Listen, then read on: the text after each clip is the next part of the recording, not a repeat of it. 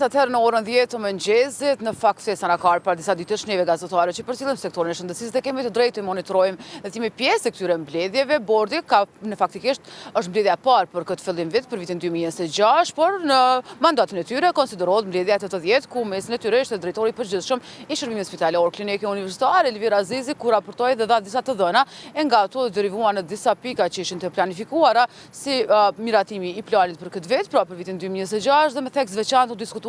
lista e pritjes kudo në disa klinika me shërbime më të theksuara, themi ose më të avancuara dhe më të kushtueshme që kanë kosto edhe për sektorin publik, po janë shumë të kushtueshme edhe në sektorin privat, për cilat ne kemi raportuar disa herë. Në fakt nga bordi u kërkua që të ketë nga drejtori i përgjithshëm plane, të themi të shifra krahasuese se çfarë u shpunuar në vitin 2025, pra sa i përket numrit të intervenimeve në disa lëmi të dhënave që i realizoi i shfaq, i shpalosi ai, dhe të kemi krahasime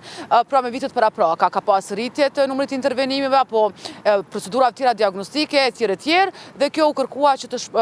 nga bordi të prezantohet në mbledhjen e ardhshme. Te listat e pritjes u prezantuan dhëna, dihet cilat janë klinikat me gjendje më kritike, themi kështu, dhe më të mbi ngarkuara, siç kemi raportuar është lista klinika ortopedisë me theks veçantë me nevojat për protezat e gjurit dhe kërdokullës. Drejtori Elvir Azizi bëri më dje që ky shërbim do të decentralizohet edhe në njësitë përbërëse të SHSKK-s, pra në spitalet regjionale, do të monitorohen dhe kjo do të ketë ndikim në uljen e këtyre listave. Një pyetje është edhe klinika e kardiologjisë, nga të dhënat që neve në fakt na prezantohet në mediave të pranishmeve një raport më pak detaj dhe një raport më shumë detaj i dërgohet anëtarëve të bordit, por që kuptova me sërreshtave që vetë nga klinika e kardiologjisë është thënë që është vështirë të zhduket e tëra lista e pritjes nëse nuk rritet numri i kapaciteteve. Lista e pritjeve ka edhe për ekzaminimin me PET scan, pra një metodë më e avancuar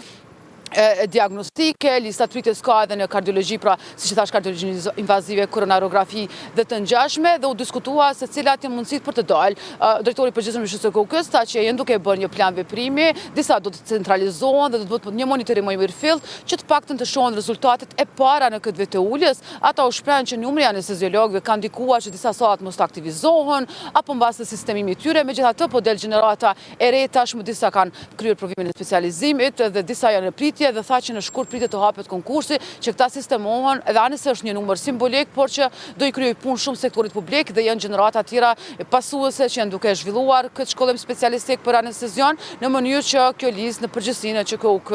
të zvoglohet. Bara më e madhe sa i përket mbi ngarkesës listave të pritjes, padyshim që i bie KUK-s në raport me spitalet regjionale. Ne do të kemi edhe shumë detaje të tjera që do i kemi në një kronikë të zgjeruar në edicionin e lajmeve të orës 20.